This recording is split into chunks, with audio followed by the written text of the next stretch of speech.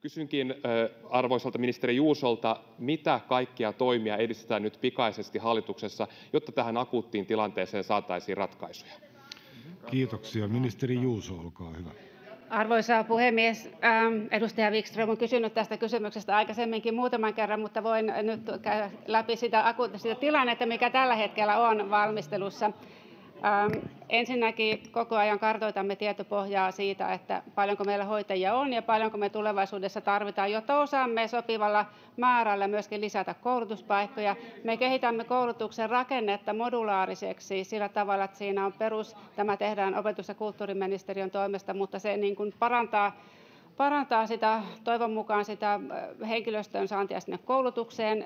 Meillä on myöskin tekeillä ammattihenkilölainsäädännön uudistus, missä täsmennetään sitä, että mitä kukin ammattiryhmä voi tehdä.